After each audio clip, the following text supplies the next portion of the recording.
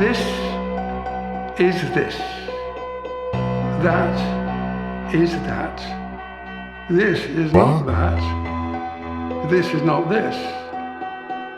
What's left is either this or not this. It is either that or not that. What is not that and not this? This is not this and not that. What is this? And also that. That is itself.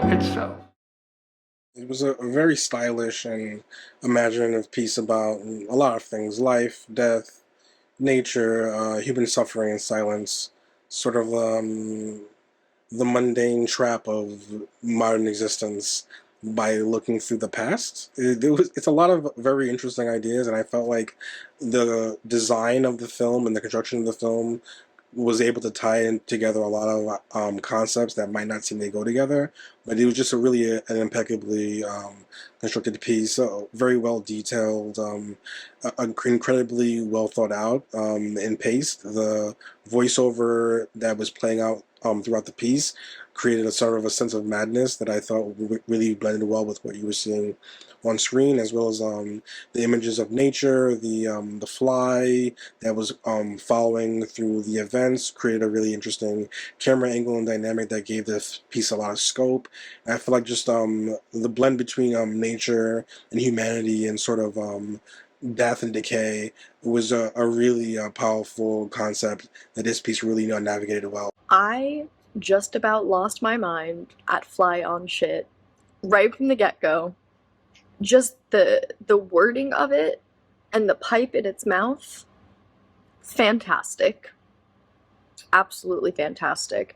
And how they did tie together at the end too. I'm not sure which number it was, but it was the profile and front on of that man, and flies all over him, and at the end the fly on the screen above the spider. So the fly really did tie into the entire piece, but it is a fly on top of a bunch of shit. And the other one that made me absolutely lose my mind was the bread chasing the boat. I just loved that image. A lot of them were also really, really good, but those are the two that stuck out. I love the title and kind of the irony of it. Today I wrote nothing, and it kind of seems that they are kind of speaking nonsense, but in fact they have made a movie that has movement and imagery and a sort of feeling to it. So they absolutely actually did write something. So there's some fun irony there, I think. This was funny and it was enjoyable and definitely random and crazy and in so many ways. And I love the whole black and white look overall. I love the just kind of very quirky, European-ness to this. Obviously, it's where it came from, but this the voiceover, the spoken word, is very fun and quirky and strange, as is the imagery here. The flies, the historic photographs, and then we have this what seems to be a wicker heart coming down upon a city square. It's very interesting, very very interesting piece, and kind of a Dadaism, I suppose.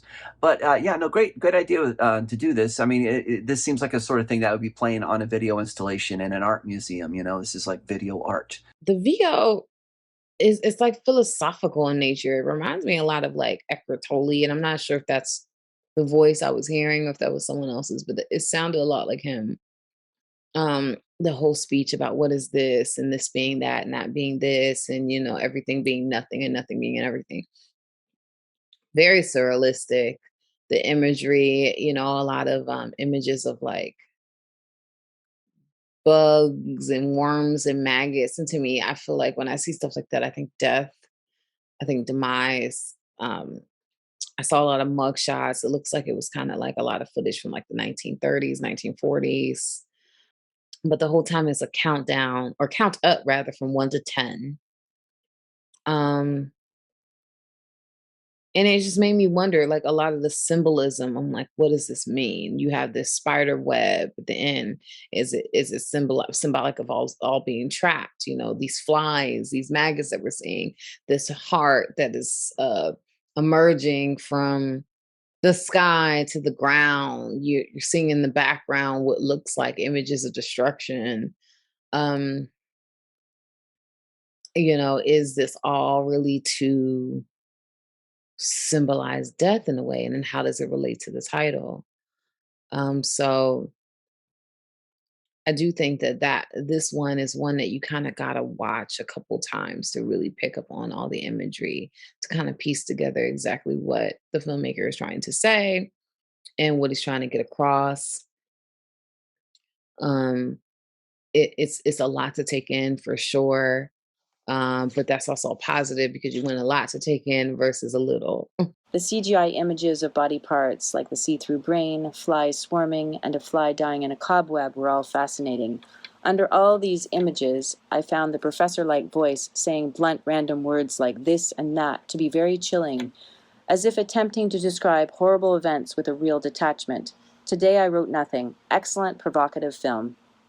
I liked the shots that they used. I thought that those were all really dynamic. I thought black and white was a great choice because there was such a nice richness and depth to the film stock of what they were using. The two voiceovers, the counting voiceover, I was a little confused. I wasn't sure kind of what it was counting for. It wasn't clear to me. And the second voiceover, it really reminded me from something of Alice in Wonderland, kind of the nothing would be what it is because everything would be what it isn't. And contrary-wise, what it is, it wouldn't be, and what it wouldn't be, it would.